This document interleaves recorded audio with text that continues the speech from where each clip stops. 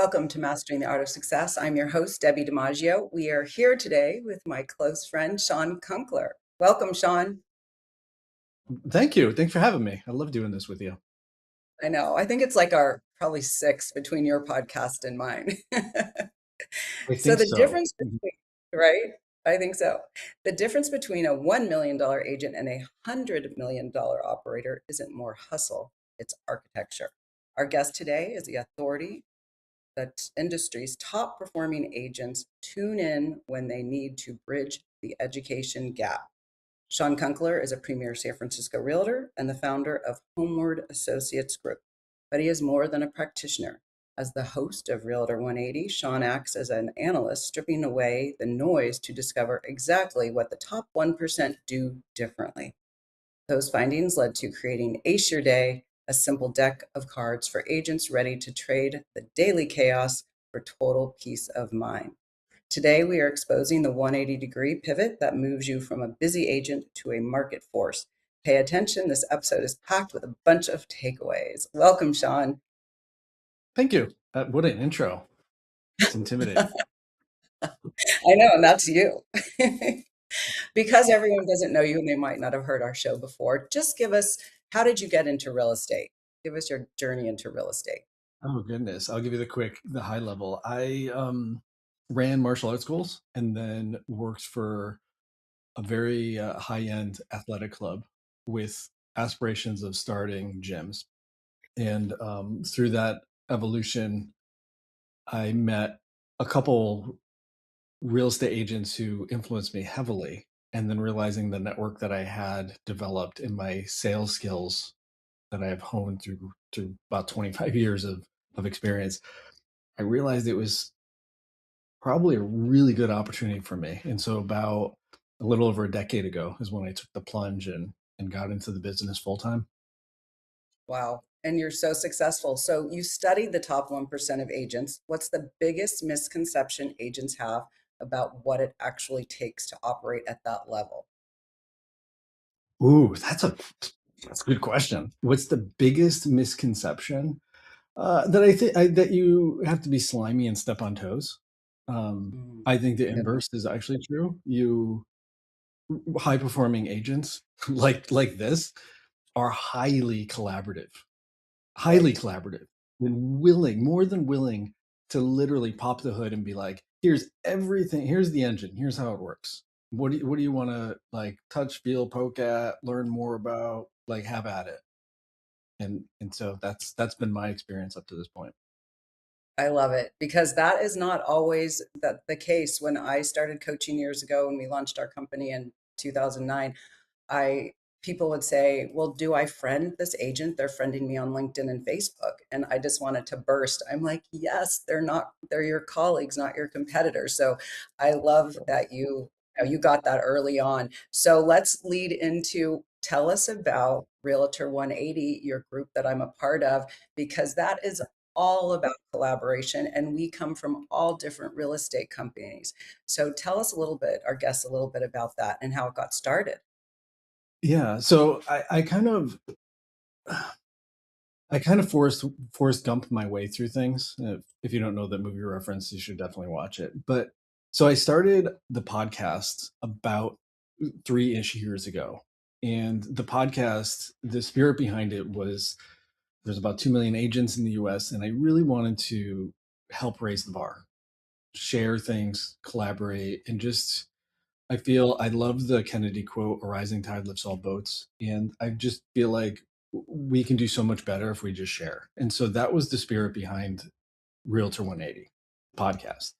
And then I, through that, I realized that I started to meet really amazing people like yourself and top performers who literally peppered across the entire US in every single state. And my problem now became scalability and math is I could only catch up with so many people in a day and run my real estate business and continue to have book sales. And, I work on a lot of projects all at once. And so I was trying to come up with a way, how do I get all of these people in the room to hang out with them more regularly, but have real conversations? And so that was the birth, the genesis, if you will, of getting everybody together for the inner circle group, which is comprised primarily of past guests who are they're the top of the top performers. It's awesome. It's really great. So are you still accepting people if there's realtors listening today? Are you still accepting realtors to inner what's it called? Inner circle. The inner circle. So yes and no. Is you can there if you go to Realtor 180 or Realtor 180 180.com, you can add your name to the wait list, and it's waitlisted. So some markets are open, some are not. If the market is closed, the goal is I don't want to saturate markets because the byproduct of relationships, as we all know, either with clients or with agents, is the referral. And so the spirit behind the group is we don't saturate an area because if you build a relationship, you don't want to build a relationship with 20 agents in one pocket because Right. you then only have one referral to go around. So Right. uh, thus the limitation. And so I don't know what market people are listening or wanting to join or in. And so it's a maybe that they can get in. And so we That, review every single person individually. We look at their history. It's not just one producers or 1% producers, the top. It's rising stars. It's people who are highly collaborative, very networked. We look at every aspect of not only their business, their social media. We kind of really deep dive who they are. We look at the market, and then we figure out if they're going to be a good fit. So to answer your question, the long path there is yes and no. We're accepting yeah, new people into the. makes sense. And how do people get to that link? What is that link? If you go to realtor180.com, it'll from that page. There's a connect with us, I believe, and then you can there's a couple choices, and then just put your name down for that, and Perfect. then internally an email will come through. Then you go through, you get put into the process. Perfect. So because you talked about rising stars, and then I kind of couple in my mind rising stars and people who are really seasoned and might be even older than I am because I've been in this business 35 years. But let's say people even older than me.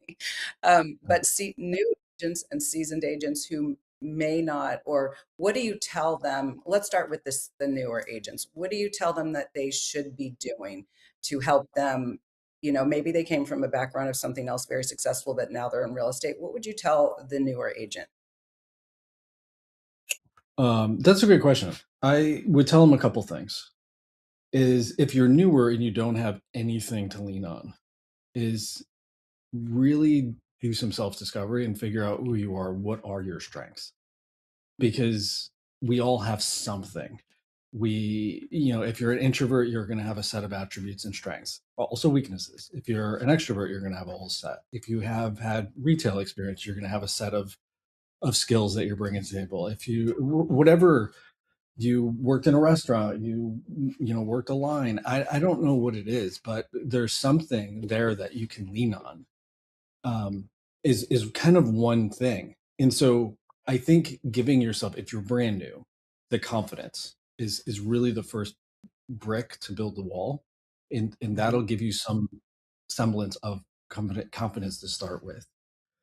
The second thing is you need to figure out three pillars of leads, whatever those are for you.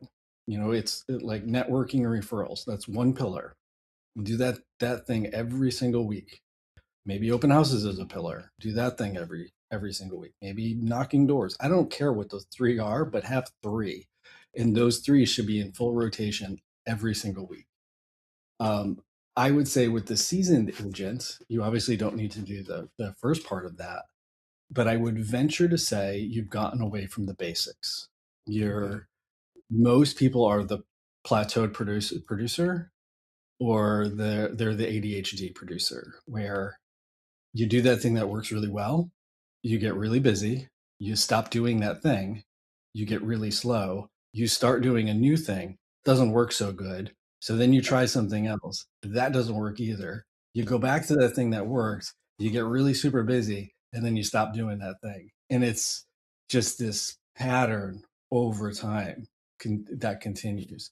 And so if you're that plateaued producer, is review like you, for example, you have a wealth, a gold mine.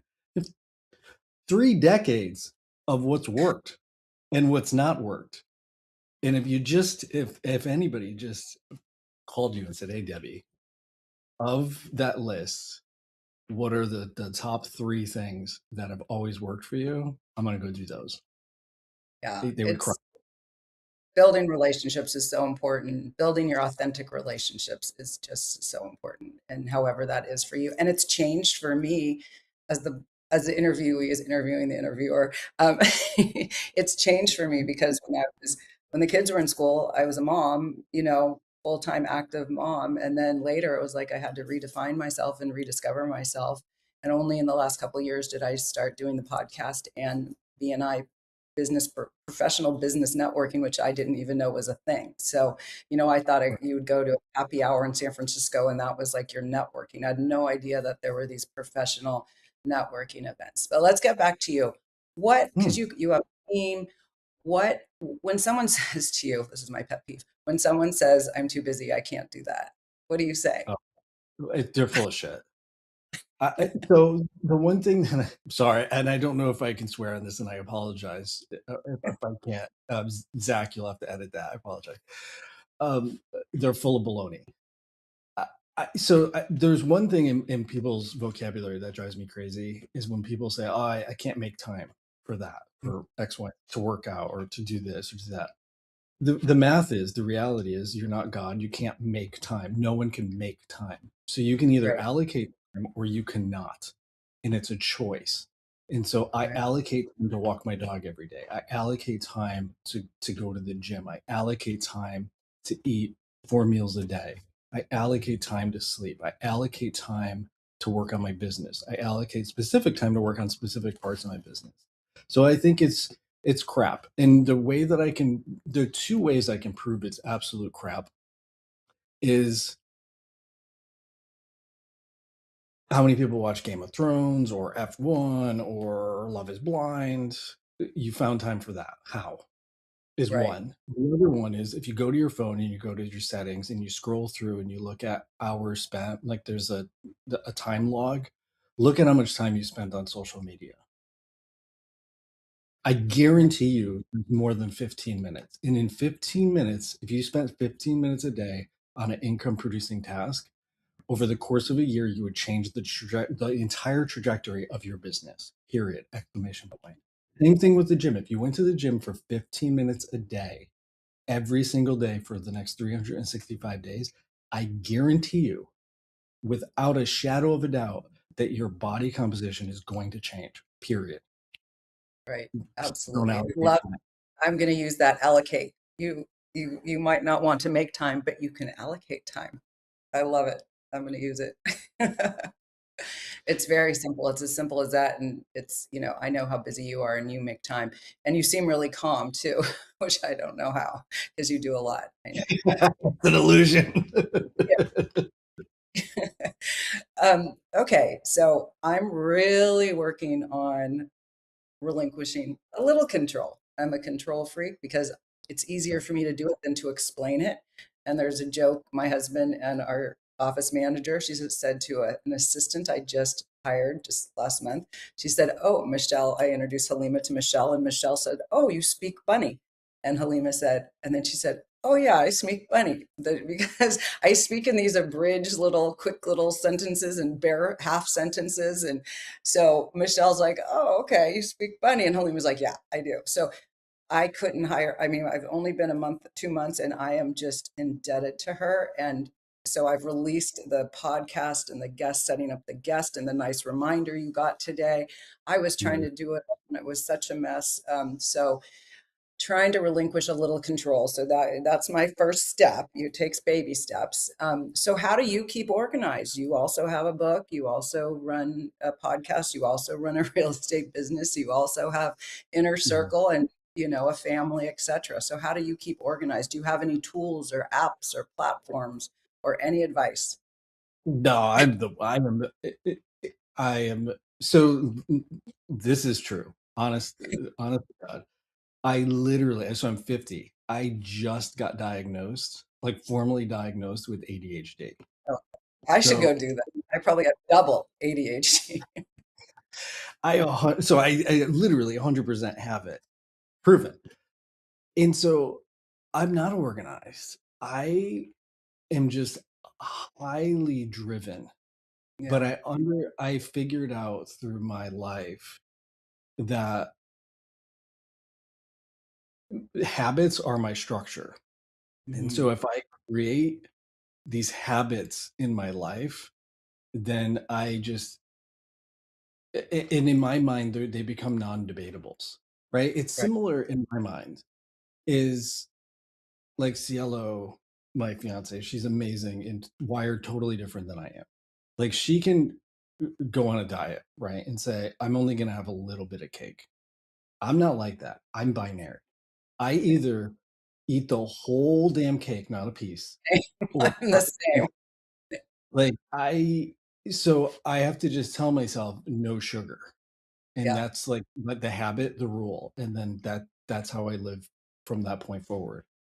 And so when I work on these projects, I I again, I know myself. And so the first thing I have to do is the project has to have, I call it a wince goal, A where the what? goal, a wince goal, you know, when you wince, Oh, okay. Okay.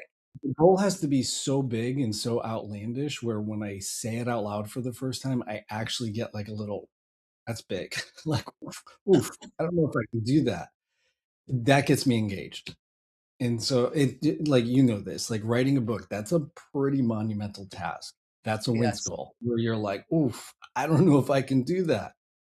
Once I have that in place, then it runs in the back of my mind all the time. And I'm just constantly pushing to do that thing. And so unfortunately I'm highly disorganized is the God's honest truth.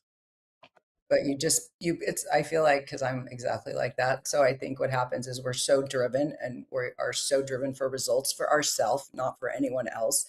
But Right. because it's what we want to do, it has no bearing on proving or showing. It's just a goal that comes in our head. And we have to do it. Like when I ran the LA Marathon, I didn't tell anyone because people would think I was ridiculous because it was a month before. It was a month before the marathon and I was turning 60 and people would be like, you don't even work out. Did I want to hear that? No, I wanted to see if I could do it. So it was ridiculous. I don't suggest people do that. It's kind of stupid, but I did. I did it because when I get something in my head. So I think that's with you too. You get it in your head and you want to do it. Exactly. And then You also, you don't know what you don't know until you know. And I Yeah. got to mile 18 and I was like, what the heck? And then by that point, you're in it. And so Yeah, you're it's like, like, "I'm failing at this." what's there's a famous quote, if you're going through hell, keep going. And Yeah. so like at mile 18, it's like, well, I'll just keep going. Like I just need to take one more step and I'm closer. And then that's how I accomplish, you know, the podcast or whatever. I chunk it down. I do have an ability where I chunk things down where I Mm, don't overwhelm myself by looking too far ahead. Like if I'm gonna right. hike the Himalayas. Like I don't look at the top of the mountain. I literally look at where's my foot landing next. Like And what's that's the exactly, I never like thought about what doing the marathon. I just thought I was just going to do it and one foot in front of the other. And if something happened, it did. And precluded me from running. Okay. But it didn't. So I did it. I got the chills when you said the wince thing. That's so cool. Cause you said something that totally encapsulates something. Well, two things. The first thing you said, you can eat, your wife could eat a little bit, but you have to eat the whole thing. So last night I had ice cream for dinner. I skipped dinner and just had ice cream. So I feel it. I absolutely get it. I can't just have a little. So and then my husband gets mad because he's like, just try this. And I'm like, no, I can't try it because if I try it, I'm going to have it all. So no. But that's what when we're at dinner and we have two boys, Ciel will be like, "Oh, let me take a bite of that. Let me take a bite of that. Let me take a bite." And I can't because I go really hard on the pain. That's so Like funny. I'm zero or she comments about it. She's like, "You're either zero or 100. Yeah, There's literally nothing in between." So I think exactly. virtue of that, to go back and answer your question, that onto itself is how I stay organized, because Mm, I it's so it's the H part of the ADHD is I get hyper focused on just getting it done, that nothing is going to get in my way. yeah. Well, that's interesting. So my book that I've been working on for years, it's actually up, but don't buy it yet because we're correcting a very important name, which I've been excited to tell you who endorsed my book. So it's up, but Mindset in Motion, Activate Purpose, Power, and Peak Performance. Get it on Monday because we're making a correction. But I reached out to Rob Refkin, Compass. Yes. He said yes, and he is on my endorsement on the back of the book with, and inside the book with you, alongside you and Pam Liebman of Corcoran CEO. So I'm Oh, thrilled. that is And I'm so, so thrilled. I want to say I want my copy signed. Is yeah, my absolutely, absolutely. aspirin. When you write Rob Refkin, the F drops off every time. It spell checks itself, and so I noticed it today and I'm like, no, no, we have to redo it. It'll, and I kept having to tell the book cover person and the editor, like it'll autocorrect out. And so you have to force the F. So if he wrote one for you, you got to force, he has two F's in Refkin. Yeah, interesting. Good to know. Um, Yeah. that is so So funny in such a small world. it is, it's Uh, crazy. It's absolutely crazy. I just decided I'll reach out. And now that we're kind of part of the same, I said I'd love to help build bridges between Corcoran and Compass, and just we're a family. I mean, we always are as agents. People who understand collaboration like we do. So let's see. I had so many. Oh, the wince. I just have to say this because the ice cream was one, but the other one you said the wince about when you have something in your mind. When a couple of years ago, and I decided to, I was thinking about doing the podcast, but I didn't know how it was going to materialize because I didn't want to do any tech. Thank you, Zach, for being here, the producer. There's no way I could do any recording or editing or whatever. So it all just kind of fell into place, and it was amazing. I couldn't be happier the way we get to do my podcast. So recently the book's almost done. It's being done now. It's in the hands of other people. But mm, um, now my next thing I want to do is go out and speak about the book and help people conquer their goals, whatever it may be. And I want to speak on it. And so I've been thinking about how am I going to, start being invited to speak. And so last night I was in my dreams having a speaking. I was dreaming and speaking in my dreams last night. So I'm like, oh, it's happening. It's formulating. so this is really funny, and because you and I have talked about this in the past, but it's when you're working on something bigger than yourself, the universe conspires. And Exactly. so on Thursday in our inner circle group, which you absolutely have to be there, I gotta get Precious back. Williams is going to be speaking. Who is? She's she Precious Williams. Okay. She's a trainer for giving speeches. Oh, oh my God. Oh, so this Thursday. It's going to be so her episode drops on Wednesday. Okay. The recording with me on my podcast, and then on Thursday she's speaking at the inner circle group as a favor. And Oh so it's God. there you go. The universe is teed it up for you. It's crazy. Oh my God. Because it's right before this podcast. So I will be up and ready and organized so I can be on that call. That's incredible. Yeah, I'm just putting it out there. I want to start figuring that out. So thank you. All right, we're going to go to commercial break. We'll be right back with Shawn Kunkler of Compass, Realtor 180, Inner Circle, dad, husband. Did you know that your beliefs create your entire reality, but it's the subconscious beliefs that do most of the creating? Belief shifter and life coach Shiraz can help you identify those limiting beliefs and eliminate them, often in a single session. Like it was almost instant, like I had relief right away. Creating better health, relationships, careers, and finances. Let Shiraz help you step out of safety and into awareness. Definitely something's happening happening. It's like a flow inside. It feels good. Whether in person or online, Shiraz provides personal coaching, belief shifting. Visit Shiraz at energeticmagic.com or call 416-529-7429. Energetic Magic. Find your greater happiness. Be well. Be aware. Be magical.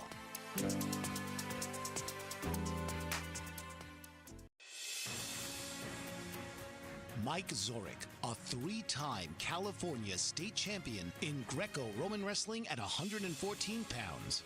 Mike, blind since birth, was born in Hartford, Connecticut. He was a six-time national placer, including 2 seconds, 2/3, and 2/4. He also won the Veterans Folk-Style Wrestling twice at 152 pounds. In all these tournaments, he was the only blind competitor.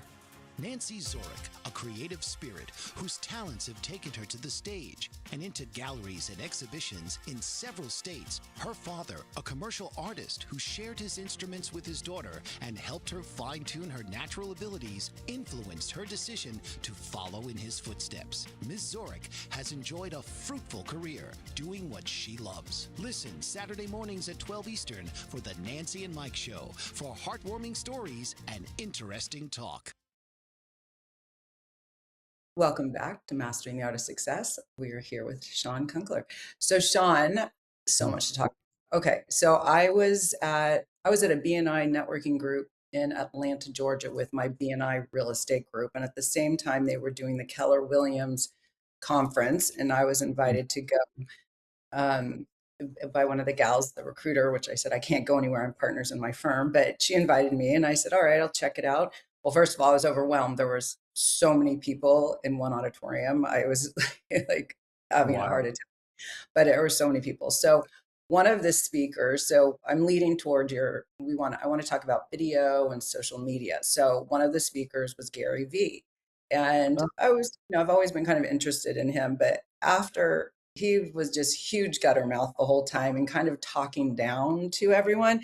And I'm like, I don't really like that. I'm not a big swearer and I don't really think that's necessary. Once in a while, I'm sure it's fine. But I just felt like not only him, I feel like people I think there's a way to teach and encourage people, but I don't think yelling at them and telling them you're never going to succeed I just think the delivery was poor. So what's your feeling? Let's talk about your feeling about Gary Vee. Let's talk about your feeling about social media and video. And, when is someone going to just be kicked out of real estate because they're not doing video or social media or, they're just going to fail. That's pretty much. You're going to fail if you don't get on video. Great question. I mean, I have a deep respect for Gary Vee, and I followed him back when he was Vaynerchuk. And so he's definitely been, he's been somebody I've watched for a lot of years. I will also say he starts to grate on me after a while. And there's a few people like that, but I understand his brand. I understand his avatar. I understand the demographic he's targeting and trying to talk to. I think with any good solid brand, you should always turn on the right group and turn off the wrong group. And so, meaning I'm not his mark, right? And which is fine. And so, but I do agree with a lot of that he's done and said. I think at the end of the day, it boils down to consistency with marketing and putting your message out there, whatever it may be. And then I think simultaneously doing what no one else is doing it differently, right? Like agents are notorious for, I deliver superior service. Do you want to buy, rent, or sell? I'm in the top 1%. I do luxury. It's all cliche. We all say the same crap, but it doesn't jump out at anybody anymore. It just becomes the baseline of noise. And so I agree with Vaynerchuk in regards to you should be putting content out there. The caveat is you really need to identify the specific person you're trying to target and do it in a unique way that stands out to them, not to you. And I think that's the big mistake I think the biggest mistake agents make is one, they don't do anything, then they wonder why they have no results. And Right. then the second thing is they do what they want to do for them, not for their audience. And I think that's a miss. It's, oh, I created this video because I wanted to create the video. It's like, great. But if you did it with the intention to attract a buyer, seller, or whomever it may be, you didn't create it for them. And that's the important person in the room. And so that's, I kind of think my summary on all of it. I think it's really knowing what you're doing, knowing what you're trying to deliver, and simultaneously, you should be delivering something of value. And I hate even saying that because I feel like everybody says that, but no one knows what it actually means. Value. There's a level of entertainment, and I don't mean in a whimsical, like, hey, silly kind of way. It could sometimes entertaining, can sometimes be it was edited so well that you didn't want to look away. That's entertaining. The the message of, oh, I thought the market was doing this one thing, but it's actually a zigzag and it's doing this other thing over here. That's entertaining. There's a level of novelty for our brain, and there's many different levels, or there's many different ways to get to that point. And so I think, to go back to Vaynerchuk or Gary Vee, is he uses the swear because in a professional setting, it's juxtaposed. It Mhm. shocks you. You're not Right. supposed to hear it there. He's wearing Jordan sneakers and ripped jeans. That doesn't look like a luxury agent. It's juxtaposed. And then he's Mhm. doing it from a platform of doing 30 million in sales on a platform and website back in the early days of the internet, which was all unheard of. And Right. so Right. massive social, and so it's a little zigzag. And so I think when you look at it from that regard, he's a master marketer, brander, communicator. And to your point, he got a reaction out of you. Mhm.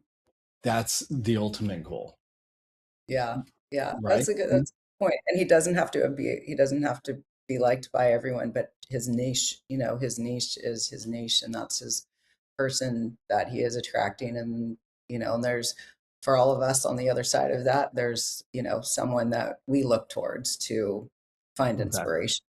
So let's stick with social media in a nicer way. What advice can you give? Someone said, one of my marketing people said, have three pillars that you post on. And so I was like, what Yeah, are you those know who three? came up with three pillars? Gary No. Vee. Oh, Yeah, I'm telling you, and it's like, have your pillar content, and then have your the smaller content that you disperse. That's all. Like, he had a handout decades ago on that. Um, and so I'm telling you, he's like an old school guru of this stuff yeah, that people don't realize. Um, and so I think, again, you have to start at the beginning. yeah, Who are you trying to communicate to, right? If with this podcast, right? It's for real estate agents. It's conversations about real estate agents. Buyers and sellers do not care about this. right. The attorney down the hall doesn't care, right? So now we know the audience.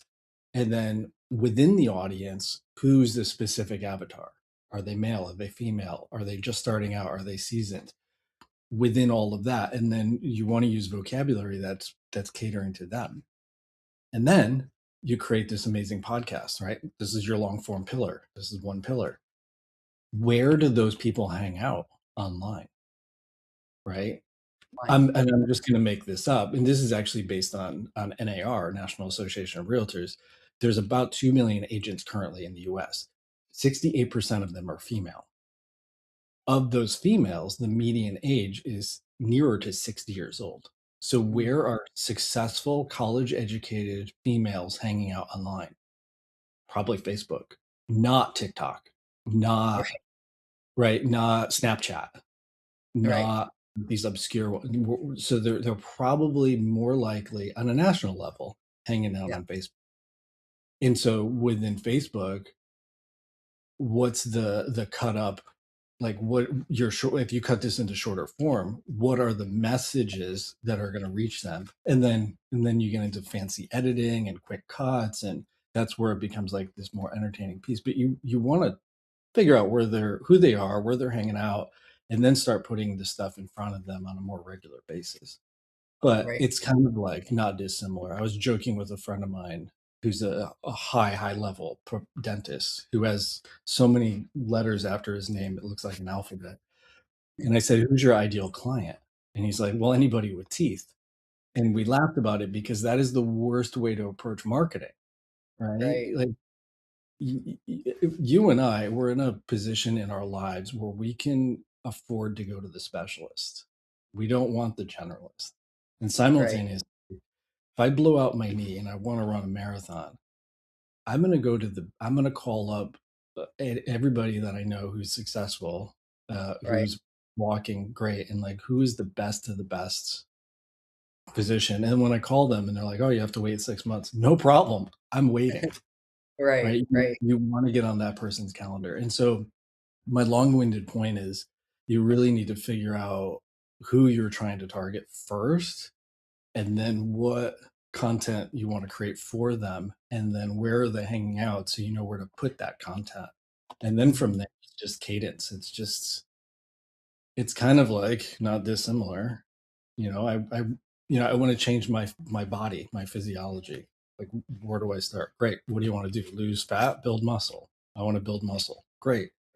It's like you have to start with a plan. Go to the gym, lift weights. Don't do much cardio if you're trying to build muscle. You need to put your body in a surplus of calories. So now we need to eat high quality protein and put your body under load. And so you start with the goal in mind. Is my point. So what are your three pillars?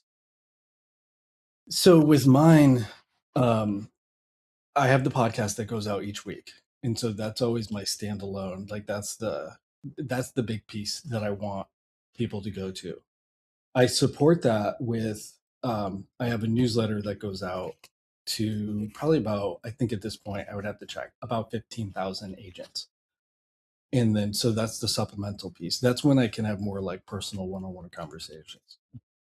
But then the long form, which my videos or my podcasts are typically an hour, those get cut up and dispersed into smaller, more bite size short form. And so my target is the agent who's been in the business for the 3 to 5 years. They're trying to figure out how to get to that next piece or go to the next level. So they're in that exploratory piece. And then within that, my thought is that's going to be the largest swath of the funnel, right? The Hmm. beginner. If you look at a funnel, the beginner is always at the top, the widest, the most amount of people, intermediate, and then the small niche at the bottom is top perform. Like the top performers, they're 1%. So the other Right. 90% are above them. And so it's much easier for me to hit that bigger target. And so, thus, the podcast for me is a marketing and referral tool. Hmm. And so now I'm in a brand name city, San Francisco, and Right. I'm putting out the message. And then my game is to how do I solidify a relationship with these people by bringing them something of value on a regular basis, uplifting their business. So when their Mhm. business is uplifted and they have a client either relocating to or from San Francisco, I'm now the guy who gets the call. Love it. And it's positioning before that opportunity comes up is my point. Well, the whole giver's gain. I love it. So I was watching a YouTube video the other day. This little clip came on. It was very short, but it changed everything. So Hmm. I was using ChatGPT, and this video said, "Get off ChatGPT. Claude is the best." And I have switched over. Haven't slept much because I have I have all these coaching frameworks that I use, and it's also presentation. And it was very bland before in these Hmm. presentations. And I switched all my content that I already had into Claude. And the beauty of this visual presentation is like nothing I've seen. Let's talk AI. What are your Mhm. tools that you're using? How are you using them? And how are you on Claude? Claude is the only one I'm paying for. Okay. What So you're using it, it yeah. means I've cut all my other subscriptions. It's that Yeah. powerful. Yeah. It's way more robust and you can do incredible things with it. I feel like we have not even scratched the surface with Right. its capability. There's Claw, which actually lives on your computer to do some of the more maintenance stuff. That's my next level. But for Claude currently, here's a really simple thing that anybody can do, any business, I don't care what it is. Take the reviews that you currently have and copy Okay. them, paste them into Claude, and say, basically summarize all of this and digest this down into what my clients are saying about me and evaluate my website and create a brand Bible. Wow. And so you're using your Claude to use your client's own reviews, your actual avatar Right. in their own words to identify your true brand. And I mean, you can refine your brand in seconds, and then you can go layers deeper by just continuing to ask it questions. And I think the other beauty with Claude is, as you'd give it a prompt, say, ask me three more refining questions, and Oh, so you go deeper with it. so that you ask Claude to ask you questions. Correct. Wow. I love that. Wow. Taking all the reviews and doing that. So when you did that, where did you put this new information that they summarized? It's sitting right now on my desktop. So I created Ace Your Day, a deck, and it's a productivity deck for agents, the ADD agents, the plateaued producers, if you will.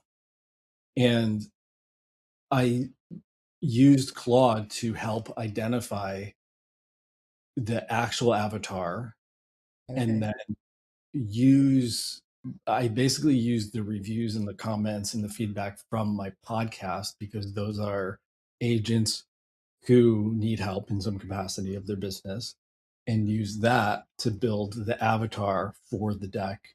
And then with that, we were able to identify the colors, Mm, the how to steer it towards a gender, how to steer it towards an age. We did wow. all sort of refining to it, and then I took those pieces, and then and you saw it, but I would then volley it to the inner circle group and say, "Hey, here's three iterations. Which do you all like better?" And then I took Right. like actual human feedback from that to further refine it. That's And that's amazing. just simple. Like I'm working on that for my book, which I'm doing a rewrite. In addition to, I'm including in the book SEO terms, which Oh, we can talk about. And then I'm doing it now for my Homeward Associates, which is my real estate brand. I love it. And so what are you doing for your real estate brand? You're using, Yeah, so I'm in the process. We took all the different reviews. mm, We've taken the actual website. We took all the properties that I've sold. We've compiled it or mirrored that with our CRM. So we know where our clients work, we know where they live, we know the neighborhoods, and then basically putting all of that together and creating a brand identity, the avatar identity, and backing that into the brand Bible. So we're in the process of changing the entire vocabulary on the website to mirror and match more of that. We're starting to isolate and talk about specifics that's important to our client base. Like commute times is really important to the tech buyer, and so mhm, they within that they tend to live in a specific area of the city to reduce their commute times. And right, then within that, they tend to have dogs and want to be near parks and be near shopping. And so we're crafting more of the message to show that we're experts in that arena. right. I love it. That's all true stuff. Any other, those were really amazing Claude tips. Anything else we could use to help grow our brand. And I always think this is now Mastering the Art of Success. It was Mastering the Art of Real Estate, but I opened it up because I had so many people from other vocations coming. So it's Mastering the Art of Success. But also, as a realtor, when you speak to a realtor, we do the same thing as anyone with a service, product, or brand. So all of our information can go across many types of businesses. 100%. Right. So any other tips on Claude? I just started literally 2 days ago. Yeah, so this kind of goes back to the earlier part of our conversation. Is I think it's twofold. I think don't stop doing the stuff in your business that works, Mm-hmm. right? And we're all guilty of this. Is this Claude AI is a new shiny object? We're turning our attention to it, and we're putting down. Hey, did you call that? Did you call that client who had a home anniversary and just say, "Hey, it's been 2 years. Are you still loving your home?" And so before I talk about the new shiny stuff, I would Right. encourage to continue to do the things that work. And the human relationship in light of AI is, and this is like with an underline and exclamation point, it is the relationship is going to be the thing that is Right. going to keep our business intact in the future. Because at Absolutely. the end of the day, this is a really high stress move for our clients, our buyers and sellers. And the human connection is the thing that they're actually after. It's not the information. Like Right. on a Wednesday night after their offer gets accepted and they're in panic mode and they're like, Debbie, I just need to talk to you. That's Yeah. exactly what they need is they need a human to Right. say, they need you to say, it's okay. I've seen Right. this before. You're getting panicked because you purchased. I hear you. I'll hold space. Let's have this conversation. So I encourage to not lose Yes. that. Right. I would say, much like anything in life, is just spend time futzing around on AI. Yeah. Give Yeah. yourself 30 minutes of just playtime. Just Yeah. just play. And it doesn't at this point, in my opinion, it doesn't matter. Just Yeah. ask it questions. Say, hey, how are real estate agents who've been in the business, X amount of years, like me, who typically work with this client, like me, who covered this type of area? How are they using you, AI? Teach me, and just Oh, have dialogue. right. And then it'll say, oh, they're using it for video. And you say, how are they using it for video? Can you give me a couple examples? And then you're like, nah, I don't want to do video. That seems icky. You're like, great. Else are they using it? What are their ideas? I love to host open houses. Can you give me 3 ideas to make my open houses better? Right. I And love, so I don't think you need to sit down with like this specific thing. I would just encourage, give yourself some playtime yeah. and just go play, literally go play. And as you use it, you'll start seeing opportunities to use it Right. is I is what love that. I haven't done that. I'm so concentrated in getting my information there, whether I polish it or make it into something pretty. I love that. Just asking it questions and getting information. All right, Shawn, how do we get a hold of you? How does someone get a hold of you? There's lots of ways you can find me on the interwebs. If you go to homewardassociates.com, that's my real estate business. If you go to 15-minute momentum, that is to the Ace Your Day deck, Oh, highly productive tool for agents. And then if you go to realtor180.com, that is for the podcast. awesome. So excited. Last words, what would you tell your younger self as you're trying Be, to make it fun? be kind to yourself. It's a long marathon. So true. Be kind to yourself. I agree. Thank you so much, Shawn. This is again another wonderful podcast. Feel like we're just chatting in the living room and just having fun. Love it. Always Thank fun.